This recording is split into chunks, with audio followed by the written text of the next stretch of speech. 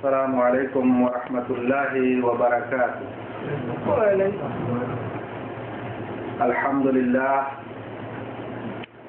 الحمد لله نحمده ونستعينه ونستغفره ونؤمن به ونتوكل عليه ونعوذ بالله من شرور أنفسنا ومن سيئات أعمالنا.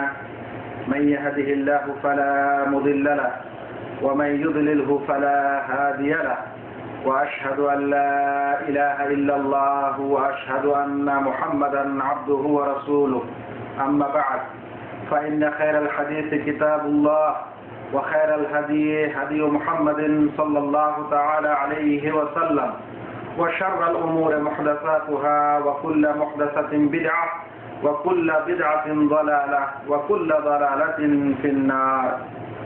قال تعالى: أعوذ بالله من الشيطان الرجيم: ومن يبتغ غير الإسلام دينا فلن يقبل منه وهو في الآخرة من الخاسرين.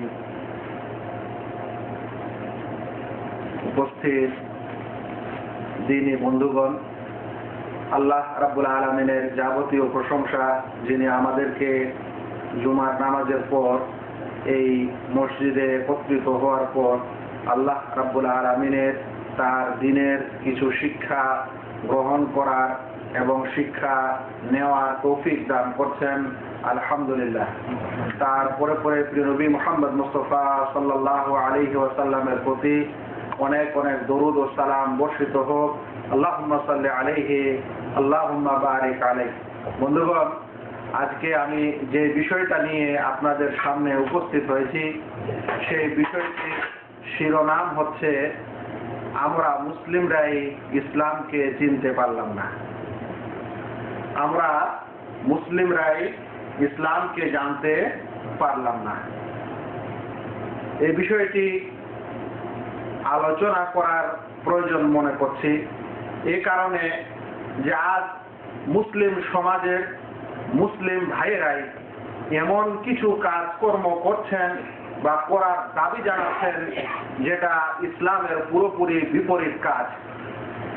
দুঃখ লাগে, আজ ঘরের বাইরে কিছু বোন বের হওয়ার পর যদি পথে ঘাটে মুসলিম, তারা নিজেকে মুসলিম বলে পরিচয় দেয়, মুসলিমের তাদের নাম, সেই সকল বোন যদি বলে রাস্তায় বের হয়ে যে আমাদেরকে পর পুরুষের সঙ্গে প্রেম করার বৈধতা প্রদান করতে হবে, তাহলে দুঃখ লাগে না? আজ যদি আমরা রাস্তাঘাটে মুসলিম সমাজের এই সকল যুবক এবং যুবতীকে দেখি যে রাস্তায় বা পার্কে জোড়া জোড়া পশুর মতো বসে আছে, আর পশু যেরকম আচরণ করে রাস্তাঘাটে তাদের যৌন ক্ষুধা মেটার জন্য, সেরকম যদি মানুষেরা করে, তাহলে কি দুঃখ লাগে না? এবং এটা কি মনে আসে না যে আমরা মুসলিমরাই আজ ইসলামকে চিনতে শিখলাম না?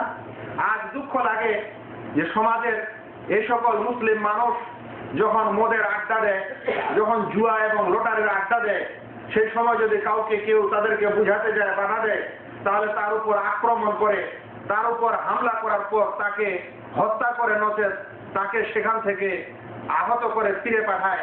তাহলে এটা কি দুঃখের কথা নয় যে আজ মুসলিম হয়ে আমরা ইসলামকে চিনতে শিখলাম না?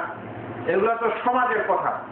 যদি আজ যারা বড় বড় দেশের বিচক্ষণ পণ্ডিত মনে করা হয়, যারা বড় বড় লেখক ও গবেষক এবং যারা দেশ পরিচালনা করছে, দেশ পরিচালনা করার দায়িত্ব যাদের ঘাড়ে আছে, যারা গণতন্ত্র পদ্ধতি থেকে নিয়ে আরো কত কত পদ্ধতিতে এই দেশ পরিচালনা করছে, তাদের কোনোদিন এটা বুঝার সুযোগ হচ্ছে না, কোনোদিন এটা চিন্তা করার সুযোগ ঘটছে না যে আমরা যেই নিয়ম ও পদ্ধতিতে আমরা এই দেশ এবং এই সমাজকে পরিচালনা করছি, এই নিয়ম ও পদ্ধতির ও নীতির আবিষ্কারককে, এবং এই সব নিয়ম ও পদ্ধতিতে কোনো গোলমাল আছে কিনা, চোখ বন্ধ করে সেগুলো মানছি, লোককে মানাচ্ছি, না মানলে তার উপর অত্যাচার করছি, এরকম কত কত বিধান আজ সমাজের এই সকল পণ্ডিত এবং নেতা নেত্রীগণ মানুষের উপর পরিচালনা করছে, সমাজে পরিচালনা করছে, কিন্তু কোনোদিন একটু দেখার আর সে সকল বিষয়ে একটু চিন্তা করার সুযোগ হচ্ছে না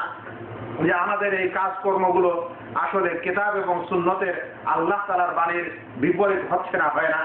যদি হয়েও যায় তাহলে কি অহংকারের সঙ্গে আমরা বলছি যে আজকালকার যুগে এই সকল কোরআন আর এই সকল আল্লাহর বিধান চলবে না, চলবে আজ মানুষের তৈরি করা বিধান। আজ আমরা দেশ পরিচালনা করছি, কিন্তু সত্যিকার অর্থে মনে হচ্ছে যে ভোট পাওয়াটাই যেন আমাদের আসল কর্তব্য এবং আসল উদ্দেশ্য। যদি সেটা না হয় তাহলে আর অন্য কিছু উদ্দেশ্য নয়। যারাই আমাদেরকে ভোট দিবে তারাই আমাদের বন্ধু, যদি না দেয় তাহলে সবচেয়ে বড় শত্রু। কুকুরের মতো মাত্র আমাদের দ্বিধা করছে না, অথচ একই দেশের মানুষ, একই সমাজের মানুষ, একই জাতির মানুষ, কিন্তু আমরা এমন করে অসভ্য বর্বরতা তাদের উপর প্রদর্শন করছি যে মনে হচ্ছে যে যদি দল হয়, নিজের পার্টির মানুষ হয়, তাহলেই মনে হয় সে মানুষ, নচেত সে জানোয়ার, নাহলে কোনো একটা জন্তু। এ সকল কিছুর কারণে এবং এ সকল কিছুরকে দেখে আর ইন্টারনেট আর আজকালকার যেগুলো মিডিয়া, টেলিভিশন থেকে নিয়ে আর অন্য কিছু, সবকিছুতে মুসলিমদের যে আচরণ দেখা যাচ্ছে এবং মুসলিম সমাজের যে নৈরাজ্য দেখা যাচ্ছে, এগুলো দেখে মনে প্রশ্ন আসে যে সত্যিকার অর্থে আমরা ইসলামকে চিনতে শিখলাম না। একজন আরবি কবি একটি সুন্দর কবিতা বলেছেন। কবিতাটি হচ্ছে কাল ঈসে ফিল বাইদাই ইয়াকতুলুহা আয-যামাউ, কাল ঈসে ফিল বাইদাই ইয়াকতুলুহা আয-যামাউ ওয়াল মাউ ফাওকা আযহুরিহা মাহমুল। আমাদের অবস্থা ওইরকম যে সেই উট, যেই উট মরুভূমিতে তৃষ্ণায় কাতর হয়ে মারা যাচ্ছে, ওই উটের মতো যেই উট মরুভূমিতে তৃষ্ণায় কাতর হয়ে মারা যাচ্ছে, অথচ তার পিঠেই পানির থলিটা আছে। মানে উটের পিঠে যদি আপনি মস্ক রাখেন, পানির ডিব্বা দেন, দিয়ে ঝুলায় রাখেন উটের পিঠে, আর মরুভূমিতে সে যদি পানি পান করার জায়গা না পায়, মারা যায়, অথচ পানি তার পিঠেই থাকলো, কিন্তু পানির কারণেই সে আবার মারা গেল। তো আমাদের অবস্থা ওরকম যে আজ আমাদের কাছে পৃথিবীর যাবতীয় সমস্যা, সেটা দেশ পরিচালনা করা হোক, সেটা সমাজ পরিচালনা করা হোক, সেটা বাড়ি পরিচালনা করা হোক, নিজেকে পরিচালনা করা হোক, যাবতীয় কিছুর সমাধান থাকা সত্ত্বেও আমরা সমাধান পাচ্ছি না, আর মুসলিমরা মনে হচ্ছে কাতর হয়ে পৃথিবীতে মারা যাচ্ছে। কাল ঈসে ফিল বাইদাই ইয়াকতুলুহা আয-যামাউ ওয়াল মাউ ফাওকা আযহুরিহা মাহমুল। সেজন্য ভাই আমাদের একটু চিন্তার প্রয়োজন আছে, আমাদের একটু বোঝার দরকার আছে যে আমরা যে মুসলিম, আমরা যে জাতি, যেই জাতিতে আমাদেরকে আল্লাহ রাব্বুল আলামিন মনোনীত করেছেন এবং যেই ধর্ম আল্লাহ রাব্বুল আলামিনের কাছে মনোনীত, তার অধিকারী আমরা আসলেই না আসলে নয়, বা সেই ধর্মের বৈশিষ্ট্য কি, গুণাগুণ কি, ওর লাভ কি, ওর মর্যাদা কি, এ সকল কিছু জানার একটু প্রয়োজন আছে।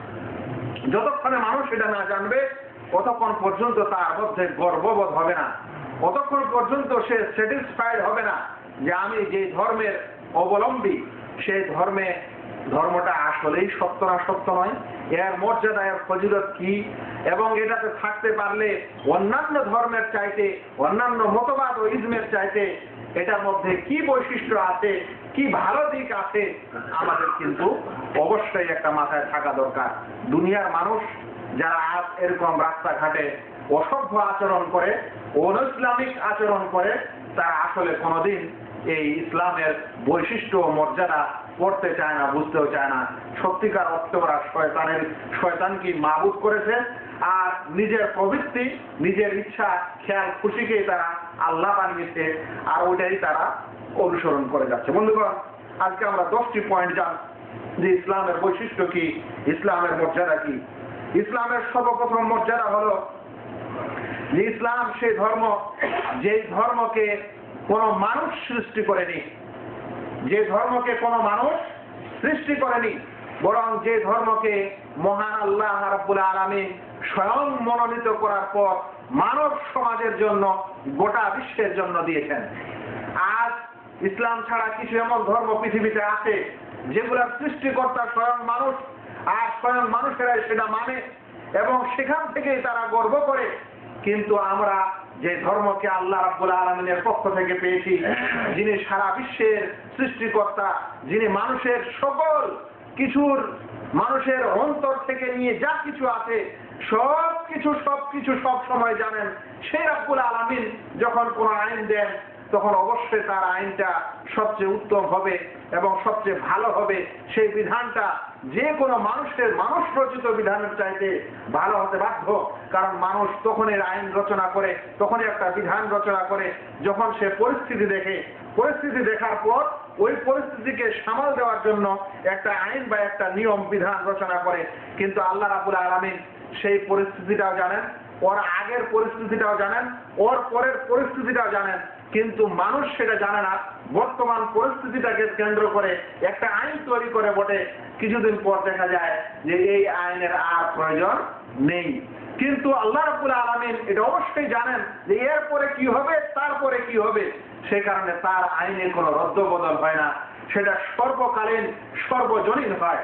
আমি বলছিলাম যে ইসলাম ধর্মের প্রথম বৈশিষ্ট্য হলো, প্রথম মর্যাদা হলো যে এই ধর্ম আল্লাহ রাব্বুল আলামিন আমাদেরকে দিয়েছেন। আল্লাহ তাআলা কোরআনে বলেন, ওয়ামান ইয়াবতাগি গায়রাল ইসলামি দীনা ফালাই ইউকবাল মিনহু, যে ব্যক্তি ইসলাম ব্যতীত অন্য কোন ধর্ম অন্বেষণ করবে, মানতে চাইবে, ফালাই ইউকবাল মিনহু, তা থেকে সেটা গ্রহণ করা হবে না। ওয়া হুয়া ফিল আখিরাতি মিনাল খাসিরিন, এবং আখিরাতে সে খাসারাদের এবং যারা লাভে থাকবে না তাদের মধ্যে হবে, যারা খাসারায় থাকবে তাদের মধ্যকার হবে সে ব্যক্তি, যে ব্যক্তি ইসলাম ছাড়া অন্য ধর্ম অবলম্বন করবে। বন্ধুগণ, আজকে দুঃখে লাগে যে সব ধর্মই ঠিক আমরা মুসলিমরা বলি। আল্লাহ রাব্বুল আলামিন যে ধর্মকে মনোনীত করলেন আর আমাদেরকে মনোনীত করার পর সেটা দিলেন, আর আমরাই যদি এখন বলি সব ধর্মই ঠিক, তাহলে সব ধর্মই যদি ঠিক ছিল, তাহলে যেটা প্রথম ধর্ম ঠিক ছিল দ্বিতীয়টা আসার কি প্রয়োজন ছিল? যদি সব ধর্মই ঠিক হয় তাহলে যে ধর্মটা প্রথম দুনিয়াতে এসেছিল দ্বিতীয় ধর্ম আসার কি আর কোনো প্রয়োজন ছিল? প্রয়োজন ছিল না। ধর্ম সব ঠিক না। যদি সবই ঠিক হতো তাহলে তো দুনিয়াতে আর মতভেদ হতো না। যদি সবই ঠিক হতো তাহলে একজন মানুষ ঈসাকে পূজা করবে, একজন মানুষ মরিয়ম আলাইহিস সালামকে পূজা করবে, ঈসা আলাইহিস সালামকে পূজা করবে, বলবে আমি ঠিক। একজন মানুষ মাটিকে পূজা করবে, বলবে আমি ঠিক। একজন মানুষ সাপকে পূজা করবে, বলে আমি ঠিক। একজন মানুষ নদী নালাকেও পূজা করবে, আমি ঠিক। আর একজন মানুষ এ সকল কিছুর সৃষ্টিকর্তার যিনি স্রষ্টা তার পূজা করবে, সেও ঠিক। তাহলে কোনটা ঠিক?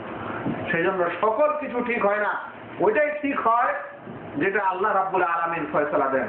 আমরা বলছিলাম যে ইসলাম সেই ধর্ম যে ধর্ম আল্লাহর পক্ষ থেকেই আল্লাহর পক্ষ থেকে অবতীর্ণ হয়েছে। এটা কোনো মানুষ, কোনো দর্শন, কোনো বৈজ্ঞানিক কিংবা আর কেউ এটা তৈরি করেনি।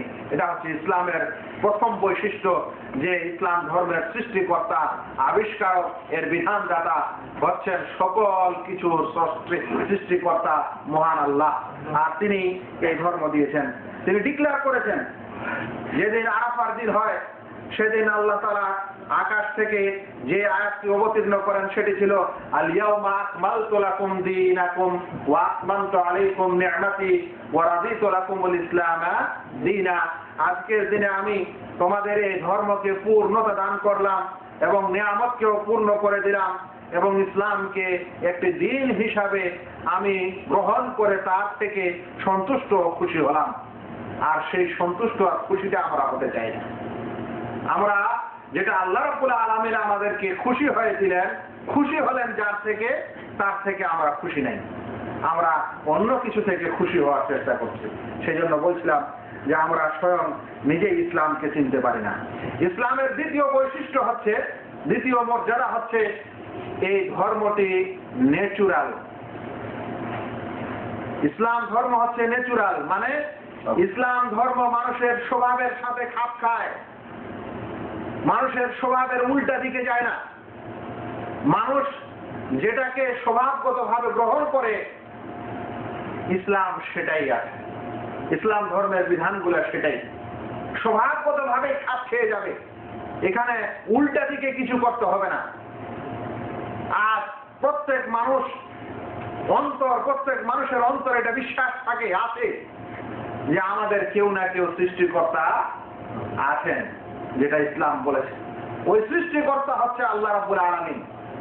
কোন মানুষের অন্তরে এটা নেই যে আমার সৃষ্টিকর্তা হচ্ছে আমার মাটি।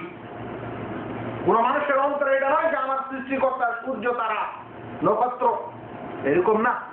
মানুষের অন্তর বলে যে আমার সৃষ্টিকর্তা একজন বড় কিছু ক্ষমতাবান, অবশ্যই কেউ আছে। ইসলাম সেটাই বলেছে যে আমাদের সৃষ্টিকর্তা হচ্ছেন আল্লাহ রাব্বুল আলামিন। সে কারণে একজন বেদুইন, যে গরু, উট, ছাগল রাখাল, এরকম এক বেদুইনকে যখন তার সৃষ্টিকর্তার কথা বলা হয়েছিল, তখন সে স্পষ্টভাবে বলেছিল যে আল বারাতু তাদুল্লু আলাল বাঈর, এই উটের গোবরটা প্রমাণ করে উটের উপরে যে উট আছে, নচেত এই উটের গোবর হতে পারে না। বলেছিল রাউসু আলাল হামির, এবং এই গোবর প্রমাণ করে গাধার উপরে যে গাধার গোবর তখনই হয় যখন গাধা থাকে। ওয়া আসারুল আকদামে আলাল মাসির, এবং মানুষের পায়ের চিহ্ন, পদাঙ্ক, এটা প্রমাণ করে যে পা আছে, এখান দিয়ে কেউ চলেছে। ফাসামাউন যাতু আবরাজ, আর এই নক্ষত্র, গ্রহ নক্ষত্রওয়ালা আকাশ, ওয়া আরদুন যাতু হিজাজ, আর এই অনেক মানে দিগন্ত, পুরো বৃহৎ বৃহৎ এই যে জমিন, বিরাট প্রশস্ত জমিন, ওয়া আরদুন যাতু হিজাজ, প্রশস্ত জমিন, ওয়া বিহারুন যাতু আমওয়ার, আর সমুদ্রের এই ঢেউ। আমা তাদুল্লু আলা সানিল হালিমিল আলিম আল কাদির, এটা কি একজন অবশ্যই জ্ঞানী, মহাজ্ঞানী সৃষ্টিকর্তার উপর কি দলিল না, প্রমাণ না? তো একজন মানুষের অন্তরে যেটা থাকে, যেটা আছে ন্যাচুরাল ভাবে, স্বভাবগত ভাবে, সেটাই হচ্ছে ইসলামের বৈশিষ্ট্য। আর পৃথিবীতে অনেক বিজ্ঞান, বড় বড় বিজ্ঞানের অনেক কিছু যখন আবিষ্কার হলো, তখন আল্লাহবাদ বিজ্ঞানী এখন হচ্ছে তাদের মাবুদ আর তাদের উপাস্য, এবং বিজ্ঞানী নাকি সৃষ্টিকর্তা। আর একদল লোক চিৎকার করে বলছে পৃথিবীতে পৃথিবীর কোন সৃষ্টিকর্তা নেই, যাই মন তাই মানো, যাই মন তাই করো। এটা কিন্তু নেচার না, এটা স্বভাব না। পৃথিবীর সকল মানুষের স্বভাব যে সৃষ্টিকর্তায় একজন না একজন আছে। সেই কারণে মুষ্টিময় কিছু নাস্তিক ছাড়া পৃথিবীর সকল জাতির, সকল যতগুলো ধর্ম আছে, সকল ধর্মের মানুষকে বিশ্বাস করে যে সৃষ্টিকর্তা বলে কেউ না কেউ আছে। এটাই ইসলাম স্বীকার করেছে। আল্লাহ রাব্বুল আলামিন কোরআনে বলছেন, ওয়ালা ইন সাআলতাহুম মান খালাকাস সামাওয়াতি ওয়াল আরদ, ওই সকল মুশরিকদেরকে যদি জিজ্ঞাসা করো যে আকাশ ও জমিনকে কে সৃষ্টি করেছে, তাহলে তারা বলবে লা ইয়াকুলুনাল্লাহ, তাহলে তারা বলবে আল্লাহ তাআলাই সৃষ্টিকর্তা। বন্ধুগণ, এই বিষয়ে ইসলাম যে একটা নেচার এবং স্বভাবগত ধর্ম, একটি হাদিসে একটি ঘটনা এসেছে, সিরাতে একটি ঘটনা এসেছে। সেই ঘটনাটি হচ্ছে তুফাইল বিন আমর আদ-দাওসির ঘটনা। তুফাইল বিন আমর আদ-দাওসি একজন আরবের কবি ছিলেন এবং পণ্ডিত ছিলেন আরবি ভাষায়। সে মক্কা থেকে একদিন তার উট এবং যা কিছু মানে বাহন হিসাবে তার সে নিল। নেওয়ার পর সে রওনা দিচ্ছে মদিনায়। তাকে কিছু লোক জিজ্ঞাসা করলো যে তুফাইল, তুমি কোথায় যাচ্ছ? বলছে আমি মদিনায় যাচ্ছি, কারণ আমি শুনেছি মদিনায় নাকি কোন নবী আছে। সে নাকি বলছে আল্লাহ তাআলা তাকে নবী ও রাসূল করে পাঠিয়েছে, আমি তার কাছে যেতে চাই। যদি আমি যাই, যাওয়ার পর তাকে যদি হক মনে হয়, সত্য মনে হয়, তাহলে আমি ঈমান আনবো। আর যদি সত্য না হয়, তাহলে আমি আর তার কথা কোনোদিন শুনবো না, ফিরে আসবো। সে এরকম প্রস্তুতি নেওয়ার পর যখন বের হলো, তখন রাস্তায় তাকে এক এক মানুষ এক এক ধরনের কথা বলতে শুরু করলো। কেউ বললো যে তুমি যার কাছে যাচ্ছ সে তো একটা জাদুঘর, অর্থাৎ মুহাম্মদ সাল্লাল্লাহু আলাইহি সাল্লামকে বলছে সে জাদুঘর, তুমি ওর কাছে যাচ্ছ, তোমাকে জাদু করে দিবে। আরেকজন বলছে যে সে তো জ্যোতিষী, তার কাছে অনেকগুলো খবর আসে উপর থেকে, সেগুলো জ্যোতিষী আর গণকের কথা, তুমি তার কাছে যাচ্ছ। তখন বলছে আমি মানুষের কথা শুনে কানে তুলা লাগিয়ে দিলাম, যেন মুহাম্মদের কথাই আমার কানে না আসে। মদিনায় যাচ্ছি বটে, কিন্তু কানে যেন তার কোনো কথা না আসে। বলছে মদিনায় গেলাম, পৌঁছে গেছি মদিনায়। আল্লাহ তাআলা যদি চান তাহলে তো কান দিয়ে কিছু না কিছু শোনাই যাবে, যতই তুলা ঢুকানো থাক না কেন। বলছে যে তুলা ঢোকানো আছে কিন্তু আমার অন্তরটা খোলা আছে। আমি এবার মনে মনে বলছি যে আমি একজন কবি, আমি একজন আরবির পণ্ডিত, মুহাম্মদ কি বলবে না বলবে সেটা কি আমি বিচার করতে পারবো না যে ও ঠিকই বলছে না ভুলই বলছে? আমি যদি পণ্ডিত হই, এত বড় জ্ঞানী মানুষ হই, তাহলে আমার তুলা রাখার দরকার কি আছে? মুহাম্মদ যা বলছে বলুক, আমি একটু শুনে দেখি, যদি সত্যিকার অর্থে ভালো হয় তাহলে আমি ঈমান আনবো, আমি জ্ঞানী মানুষ। অতঃপর সে বলছে আমি প্রথমে যখন মুহাম্মদ সাল্লাল্লাহু আলাইহি সাল্লামের চেহারাটা দেখলাম, তখন দেখলাম যে এটা লাইসা বিওয়াজহিন কাযিবিন, এটা কোনো মিথ্যুক মানুষের চেহারা হতে পারে না। জি, এটাই নেচার, এটাই স্বভাব। আজ যে সকল মানুষ ইসলাম বিরোধী কথা বলছে টেলিভিশনে এবং অন্যান্য মিডিয়ায়, তাদের চেহারা ছবিতে প্রকাশ পাচ্ছে যে এরা আসলে মিথ্যুক। তাদের চেহারা ছবিতে প্রকাশ পাচ্ছে যে মিথ্যুক, যদিও মানুষ সাহস করে না বলতে পারে, যদিও তার মুখের উপর কেউ না বলতে পারে, কিন্তু তারা মিথ্যুক তাদের চেহারায় প্রকাশ পাচ্ছে, তাদের চোখ মুখে প্রকাশ পাচ্ছে। যখন মিডিয়ার সামনে আসছে তখন নিজের ভাব ধারাটা আলাদা করে নিচ্ছে, তখন নিজের কথার নম্রতা বাড়িয়ে দিচ্ছে, ভদ্রতা বাড়িয়ে দিচ্ছে। আর শুধু মিডিয়ার এই ক্যামেরার বাদ দিয়ে বাইরে যাক, তখন দেখবেন কি ধরনের উচ্চবাচ্য কথা বলে, তখন দেখবেন কি ধরনের ফায়কা কথা বলে, তখন দেখবেন কতখানি সে ভদ্র। তো এটাই হচ্ছে যে সকল চেহারা হচ্ছে মিথ্যুকের চেহারা, যেটা মানুষ দেখেও কম করে ফেলে বুঝতে পারে।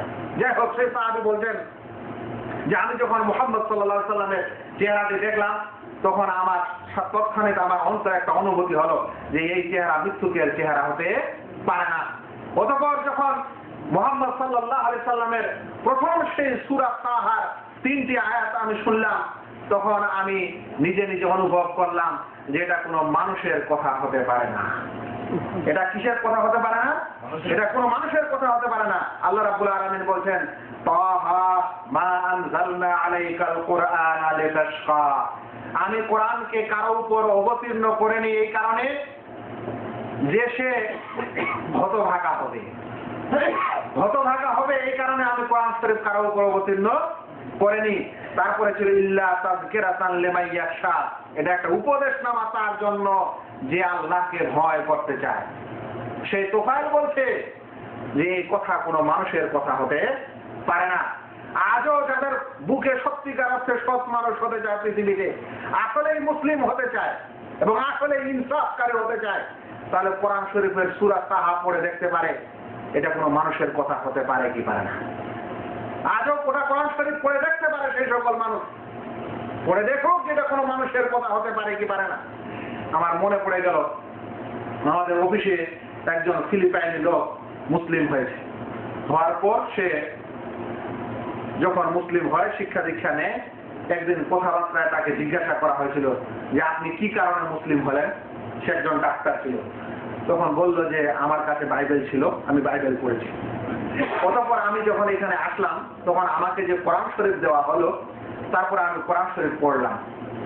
অবশ্যই সে আরবিতে পড়েনি, আরবির অর্থ জানে না, সে নিজের ভাষায় অনুদিত কোরআন পড়লো। পড়ার পর সে বলছে যে আমি দুটির মধ্যে কম্পেয়ার করে দেখলাম যে যদি আল্লাহর কথা হয় তাহলে এই কোরআন শরীফটাই আল্লাহর কথা হতে পারে। কেমন করে একজন অজ্ঞ মানুষ যে আরবির জ্ঞান জানে না তা সত্য এটা তার অন্তরে আসে? কারণ যদি মানুষ সত্যিকার অর্থে হক এবং সত্যকে চিনতে চায় তাহলে ফুটে উঠবে। আল্লাহ রাব্বুল আলামিন এমন কথা বলবেন, এমন ইতিহাস বর্ণনা করবেন যেটা কয়েক হাজার বছর আগের ইতিহাস, বরং কয়েক লক্ষ বছর আগের ইতিহাস। কোন ইতিহাস পৃথিবীতে এরকম নেই।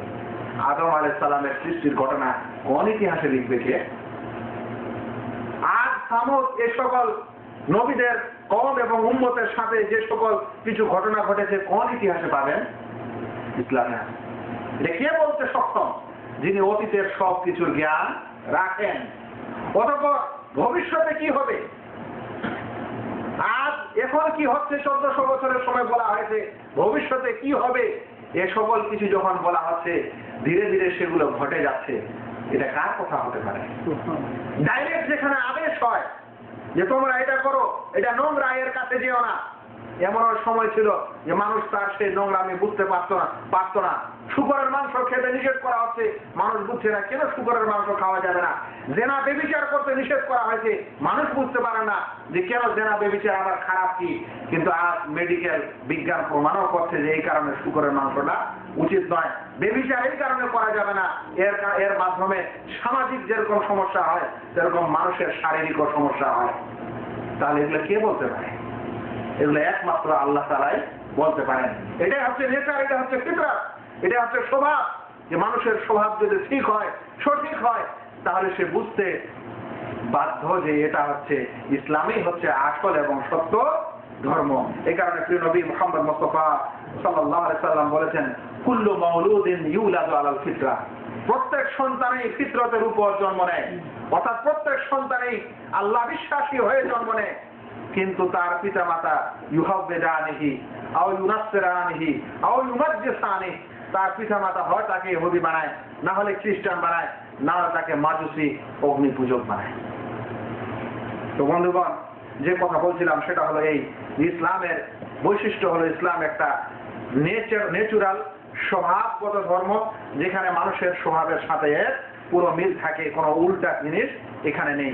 এ কথা বলা হয় না যে ভাই তোমরা মানুষ, তোমাদেরকে সৃষ্টি করেছে, তোমরা সৃষ্টি হয়েছে মানব থেকে। এটা হচ্ছে উল্টা জিনিস। আমরা মানুষ থেকে আসবো, তা না করে বলছে কি থেকে? মানব থেকে। এটা উল্টা জিনিস নয়, এটা উল্টা স্বভাব নয়। এরকম মতবাদ, এরকম ইদিন পৃথিবীতে আছে। সেই জন্য এখানে বলা হচ্ছে যে ইসলাম হচ্ছে একটা ন্যাচুরালি স্বভাবগত ধর্ম, এখানে উল্টা কিছু নেই। ইসলামের একটি বৈশিষ্ট্য হচ্ছে যে ইসলাম হচ্ছে তাওহীদি ধর্ম।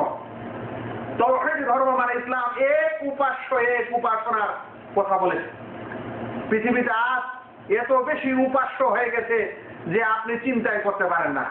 মানুষকে দেখবেন রাস্তাঘাটে হেঁটে বেড়াচ্ছে, অনেক সময় গাছের পূজা করছে, গাছকে উপাস্য বানিয়েছে, পাথরকে বানিয়েছে, মাটিকে বানিয়েছে, মূর্তিকে বানিয়েছে, কেউ আবার নবীদেরকে বানিয়েছে, কেউ আবার নবীদের মাদেরকেও উপাস্য বানিয়েছে, কেউ আবার সূর্যকেও বানিয়েছে, চন্দ্রকেও বানিয়েছে, নদী নালাকেও বানিয়েছে, পানিকেও বানিয়েছে। আর যদি কেউ কিছু নাকে বানিয়েছে, তাহলে নিজের প্রবৃত্তিকে, নিজের ইচ্ছাকে, খেয়াল খুশিকেও মাবুদ বানিয়েছে। ওর মনটা যায় বলে তাই করে।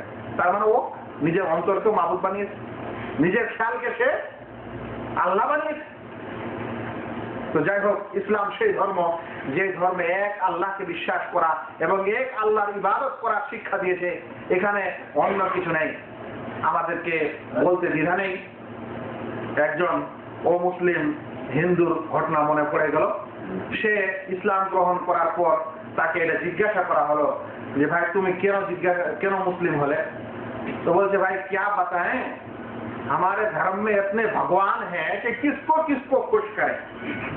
बोलते এতগুলো ভগবান আমার ধর্মে যে আমি কাকে কাকে খুশি করব, কাকে কার কাছ থেকে আমি সন্তুষ্টি অর্জন করব আমি খুঁজে পাই না। এটা সত্য কথা।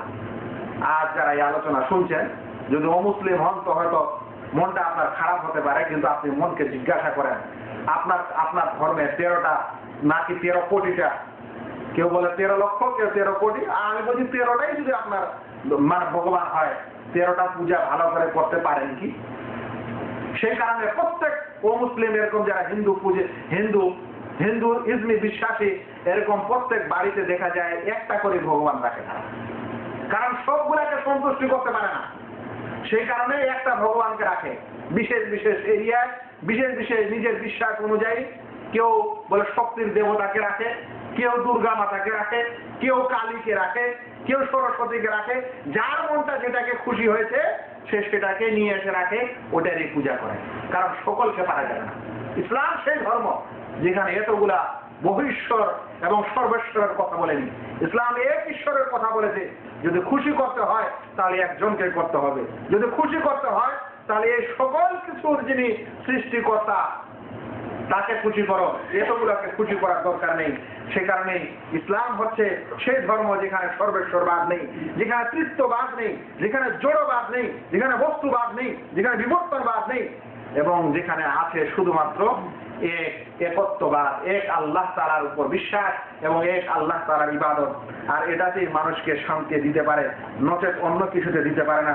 সেই একত্ববাদ, সেই এক আল্লাহ রাব্বুল আলামিন, যার সম্পর্কে প্রিয় নবী মুহাম্মদ মুস্তাফা সাল্লাল্লাহু আলাইহি সাল্লাম সাহাবী আব্দুল্লাহ ইবনে আব্বাস রাদিয়াল্লাহু তাআলা আনহুকে একদিন ওসিয়ত করত, মানে পরামর্শ দেওয়ার সময় বলছিলেন যে ইয়া গোলাম ইন্নী উআল্লিমুকা কালিমাতিন, হে বৎস, হে ছেলে, তোমাকে কয়েকটি কথা শোনাই, শোনো।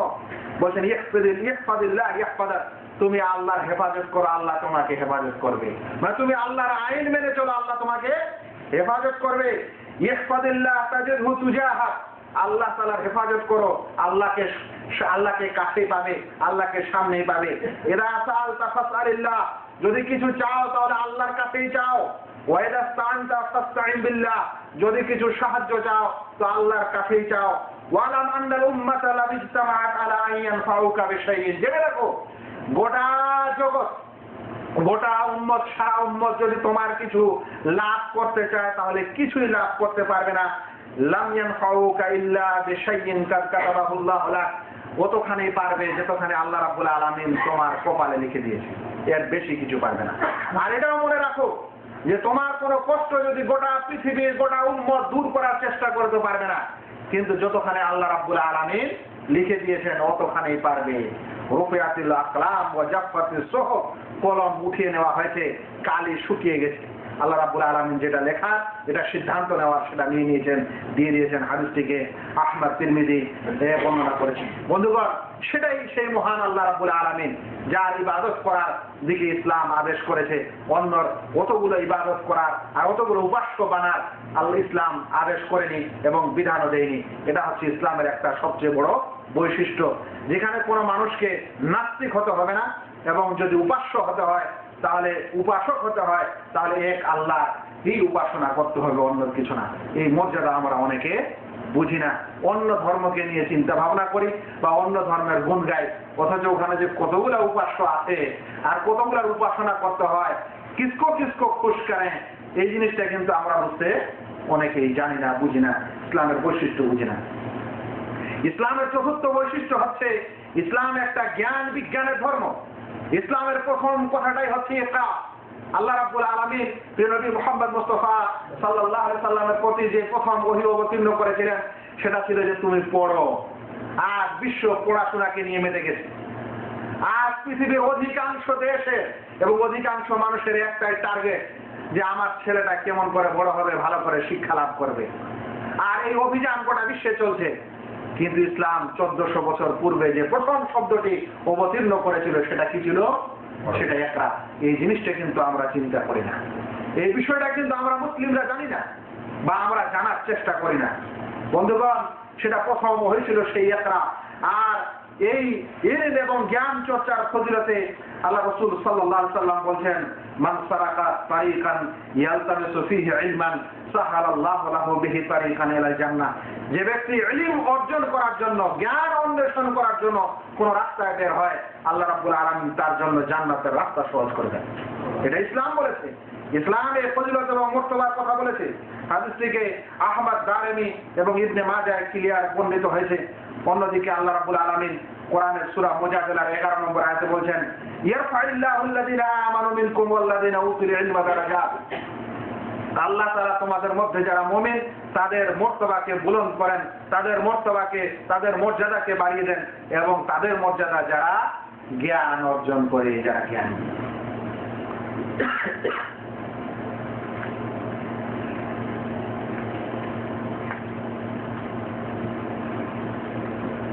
দিনী বন্ধুগণ, আমরা ইসলামের বৈশিষ্ট্যের সম্পর্কে আলোচনা করছিলাম।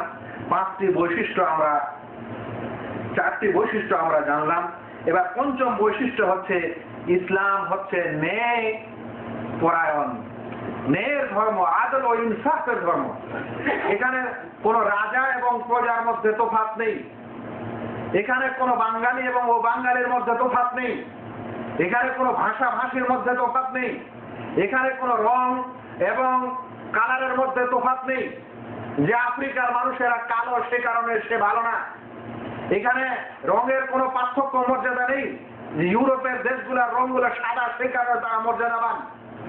এখানে এরকম কোন মর্যাদা নেই। যদি মর্যাদা আছে তাহলে তাকওয়ার ভিত্তিতে মানুষের মর্যাদা আছে। সে কালোই হোক আর সাদাই হোক, সে ফকির হোক আর মিসকিন হোক, সে রাজা হোক আর প্রজা হোক, যদি সে আল্লাহকে বেশি ভয়কারী হয় তাহলেই সে আল্লাহর কাছে বেশি পছন্দনীয়। ইন্না আকরামাকুম ইনদাল্লাহি আতকাকুম, তোমাদের মাঝে সেই বেশি সম্মানীয় যে আল্লাহকে বেশি ভয় করে। কিন্তু অন্য ধর্মে এটা না।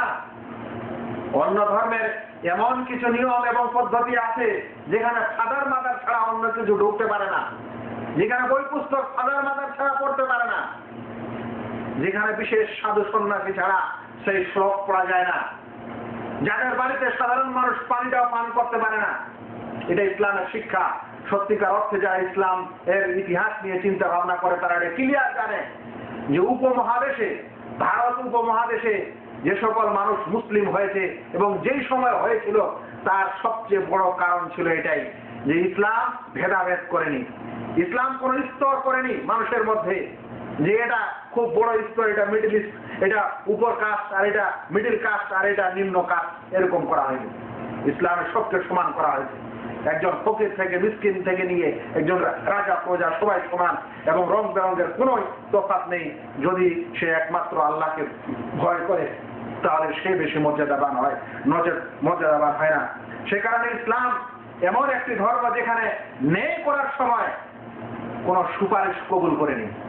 নিজের নিকটাত্মীয় বলে আমরা আজকাল নিজের পার্টির এবং দলের হলে যখন নিজের পার্টি এবং দল মানুষ কোন সময় ঝামেলা করছে, কেসে ফাঁসছে, তখন আমরা সেই কেসগুলোকে টেঙে দিচ্ছি বা সেখানে মিথ্যা দলিল নিয়ে এসে তাদের কেসগুলোকে তুলে দিচ্ছি, কিংবা আমরা তাদেরকে বাঁচাচ্ছি।